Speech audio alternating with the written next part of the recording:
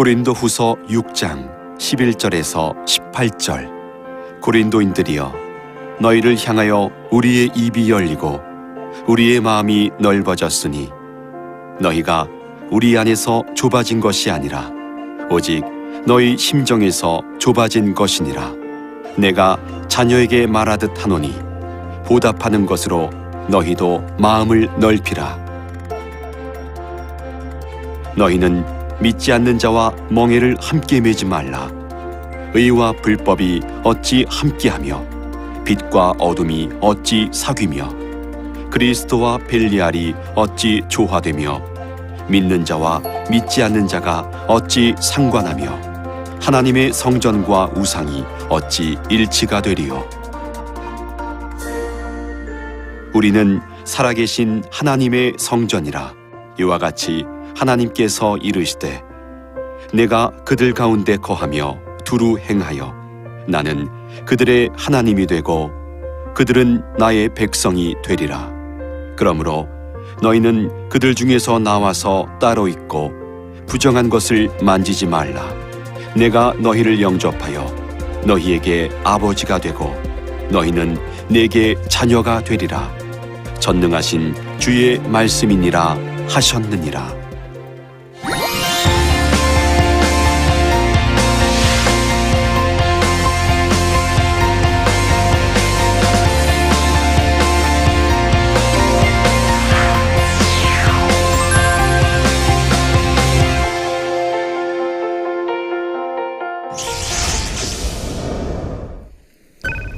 안녕하세요. 베샬롬 교회 김영익 목사입니다. 오늘 고린도후서 8강을 계속 이어가겠습니다.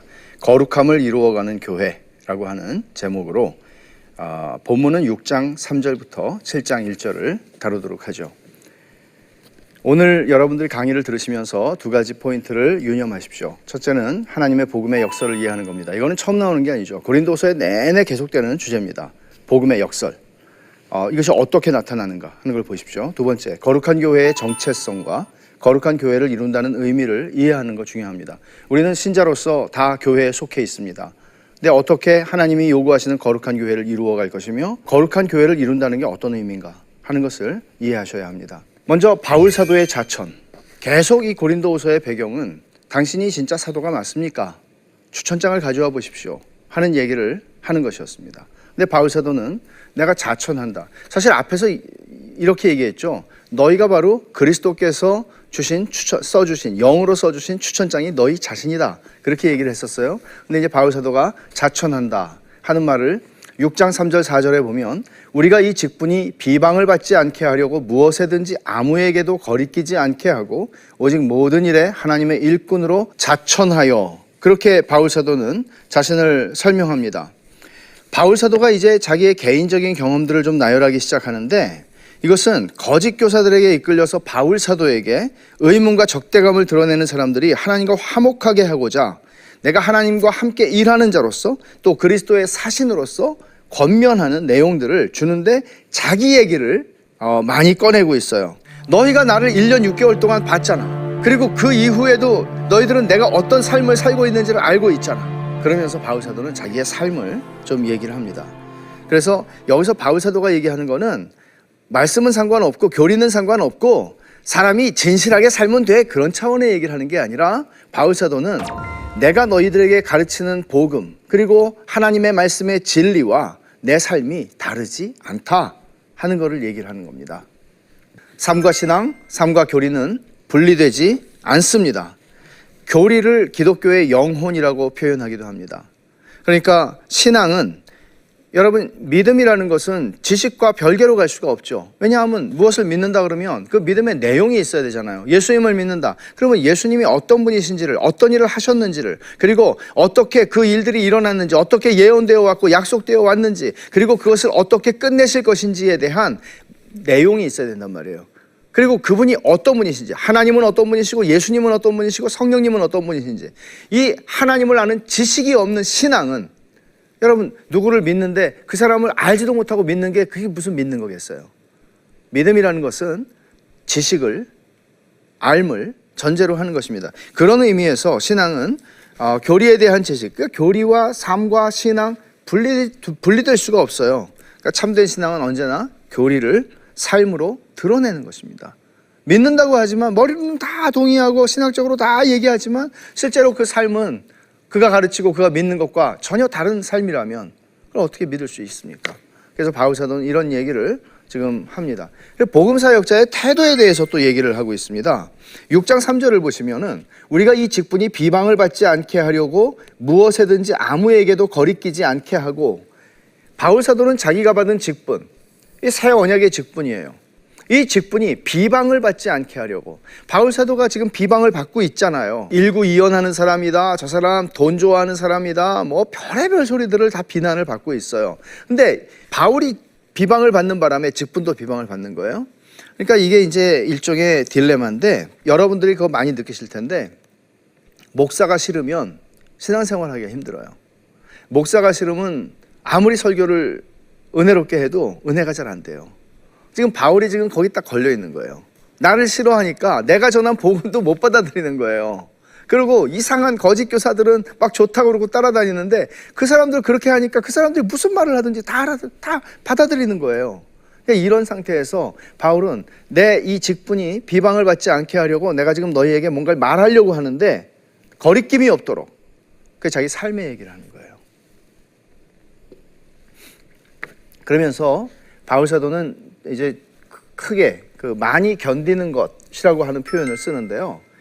성경 말씀을 보죠. 6장 4절에 보면 오직 모든 일에 하나님의 일꾼으로 자천하여, 우리가 우리 자신들을 자천한다는 거예요. 그러면서 삶의 얘기를 하는데 많이 견디는 것이라는 말이 나와요. 많이 견디는 것.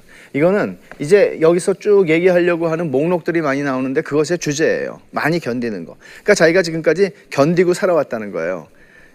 우리 같으면 이렇게 표현하지 않겠어요? 내가 진짜 사도라면, 내가 진짜 하나님의 능력의 종이라면 나는 많이 누리고 산다. 이렇게 말하는 게 더 좀 뭔가 사람들에게 좀 들려질 수 있을 것 같지 않아요?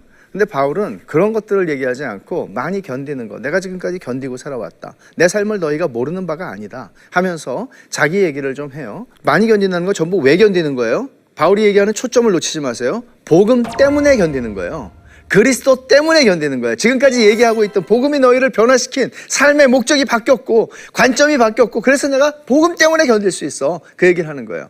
그러면서 이제 몇 가지 목록으로 들어가게 되는데, 제일 먼저 나오는 게 많은 어려움들이에요. 4절 하반절부터 5절에 나오는 말씀인데, 자, 여기가 주제 전체 제목이라고 그랬죠. 환난, 궁핍, 고난, 매맞음, 갇힘, 난동, 수고로움, 자지 못함, 먹지 못함. 이게 지금 바울 사도가 얘기하는 많은 어려움들이에요. 환난, 궁핍, 고난, 이게 지금 우리말로는 복수인지 단수인지 몰라요. 근데 헬라어로 보면은 이거는 환난들, 궁핍들, 고난들, 매맞음들, 갇힘들, 난동들, 수고로움들, 자지 못함들, 먹지 못함들. 무슨 뜻이겠어요? 한 번 일어난 게 아니라는 거죠. 내 삶에 그냥 항상 있어왔던 그런 얘기들을 지금 하고 있는 거예요. 여기서도 환난, 궁핍, 고난, 이 세 가지는 일반적인 어려움이라고 얘기할 수 있겠죠. 그리고 구체적이고 물리적인 박해, 이건 정말 바울이 뭐 매 맞고 감옥에 갇히고 또 에베소 같은 데서 난동도 일어나고, 근데 복음을 위한 수고를 자발적으로 헌신해서 하기 때문에 일어나는 게 있어요. 그게 뭔가 하면 수고로움, 자지 못함, 먹지 못함. 누가 뭐 먹게 한 거 아니고 자지 못하게 한 거 아니죠. 고린도후서 어떻게 썼겠어요? 낮에 텐트 만들고 사람들 복음 전하고 오후에, 그리고 또 밤에는 또 편지를 쓰고, 이런 것들을 전부 다 바울은 많이 일어났다는 거예요. 이게 많은 어려움들, 복수로 이것들을 다 표현하고 있는 겁니다. 그 다음을 보면 은혜의 목록들이 있어요. 그거는 이렇게 표현이 되죠. 6절과 7절 상반절인데, 깨끗함, 지식, 오래 참음, 자비함, 성령의 감화, 거짓이 없는 사랑, 진리의 말씀, 하나님의 능력. 이것들은 좀 성격이 다른 것들이죠. 이거를 바울은 은혜의 목록들이라고 표현을 하기 위해서, 이게 다른 게 헬라어로 보면은 여기에 있는 표현들은 전부 다 단수로 나와요. 깨끗함, 지식, 오래 참음, 자비함, 성령의 감화, 거짓이 없는 사랑, 진리의 말씀, 하나님의 능력. 이것들을 바울 사도는 이 어려움 속에서, 이 많은 어려움들의 목록들 속에서 나를 지켜준 것들이라고 표현하는 겁니다. 하나님의 은혜로. 하나님의 은혜가 나타나는 증거는 얼마나 더 많이 누리고 얼마나 더 편하게 가고 얼마나 고난이 없는가가 아니라 그 모든 고난과 어려움 속에서 우리를 정결하게 하고 우리를 견고하게 하고 우리의 믿음을 세워가고 성숙하게 만들고 그리스도를 닮아가게 하는 것입니다. 바울 사도가 여기 계속해서 지금 말하는 자기 자신의 삶을 말하는 부분에서 변화하는 상황들에 대한 묘사를 이어서 하고 있습니다. 의의 무기를 좌우에 가지고, 이거는 이제 의의 무기를 내가 오른손 왼손에 들고 간다, 그런 얘기고, 영광과 욕됨으로 그러했고, 악한 이름과 아름다운 이름으로 그러했고, 그러했다는 건 뭐예요? 견뎌왔다는 것이죠. 여기에서 이 표현들, 의의 무기를 좌우에 가지고라고 그랬죠. 그리고 영광과 욕됨으로, 악한 이름과 아름다운 이름으로, 여기에서는 헬라어 성경에서는 여기서 말미암으며 혹은 통하여라는 전치사를 써요. 이 단어들 앞에다가. 그 왜 그렇게 하나 하면은, 말하자면 이런 거예요. 내가 의의 무기를 좌우에 가지고 영광과 욕됨, 악한 이름, 아름다운 이름, 이게 바울이 고린도 교회에서 다 경험한 거예요. 언제는 바울을 막 지켜주고, 야, 이 사람 정말 괜찮다고 막 찬사를 보내고 칭찬을 하고, 어떤 때에서는 또 이거 가짜다, 이거 뭐 돈만 밝히는 사람이다, 이거 말 믿을 수 없게 하는 사람이다, 이랬다 저랬다 한다, 별의별 소리들을 다 하면서, 그러니까 바울을 들었다 놨다 하는 거죠. 이런 것들 속에서도 이런 것들을 다 견뎌내면서 바울이 여기까지 왔다고 얘기를 하고 있습니다. 근데 바울이 이제 진짜 얘기하고 싶은 것은 자기를 참된 사도로 얘기하면서 자기의 삶을 나누면서 하나님의 역전시키시는 능력에 대해서 바울은 얘기합니다. 6장 8절 하반절에서 10절을 보면 여기 같으나 쭉 나오죠. 근데 이 같으나에 해당하는 부분은 고린도 사람들이 바울을 보는 관점이에요. 그러나 실제는 복음의 능력이 바울을 어떻게 역전시키는가 하면 그 뒤에 나오는 얘기죠. 보죠. 우리는 속이는 자 같으나 참되고, 바울을 고린도 사람들은 저 사람 꿍꿍이가 있는 사람이야 이렇게 봤단 말이에요. 무명한 자 같으나 유명한 자요. 저 사람은 우리 앞에서는 그러는데 사실 뭐 아무 데도 알아주는 데가 없을 거야. 그 다음에 죽은 자 같으나 보라 우리가 살아있고, 징계를 받는 자 같으나 죽임을 당하지 아니하고, 근심하는 자 같으나 항상 기뻐하고. 이것도 보면은 근심하는 자 같으나, 바울을 보면은 맨날 인상 쓰고 있고 그냥 저러는데 저 사람 뭐 기쁨이 없는 것 같아. 근데 항상 기뻐한다는 거죠. 그리고 가난한 자 같으나 많은 사람을 부유하게 하고, 아무것도 없는 자 같으나 모든 것을 가진 자다. 바울은 어찌 보면 이걸 부인하지 않아요. 이 앞에 있는 같으나에 해당하는 이 앞에 있는 부분들, 고린도 사람들이 보는 외면적인 그런 모습들 부인하지 않아요. 내 얼굴이 그렇게 맨날 웃는 상은 아니죠? 이렇게 얘기하는 거와 비슷한 거예요. 근데 그 사람들이 보는 거하고 다르다는 거예요. 하나님의 복음이 내 안에 들어와서 나를 역전시킨, 내 인생의 태도와 삶의 관점과 목적과 모든 것들을 역전시킨 내용이 있다는 것을 바울 사도는 이렇게 표현을 하고 있는 겁니다. 일어나는 상황들에 의해서 그저 일희일비하는 게 아니라 앞에서 했던 바울의 이야기들을 쭉 보세요. 영원을 바라보고 장래의 영광에 대한 확신이 나를 끌고 가는 삶을, 그게 믿음의 본질이라고 그랬죠. 그 삶을 살아가는 거예요. 그것은 세상에서도 이 사람이 얼마나 얼굴이 편안하게 생겼나, 이 사람이 얼마나 돈을 많이 가지고 있나, 얼마나 성공했나, 그런 것들을 가지고 평가되지 않는다는 거예요. 이게 바로 이 같으나가 바로 앞에서 얘기했던 외모로 보는 것이고 세상적인 육신적인 관점인 것이죠. 바울은 그것을 지금 부정하고 있습니다. 뭘로 부정하는가 하면 하나님의 복음의 능력이 나를 이렇게 바꿔냈다, 역전시켰다, 그렇게 얘기를 해요. 결론적으로 하나의 중요한 명제를 여러분들에게 소개를 하고 싶은데, 하나님의 능력이 가장 놀랍게 나타나는 것은 고난이 없고 기적이 일어날 때가 아니라 역경을 믿음으로 견딜 때다. 이게 바울이 얘기하고 싶은 거예요.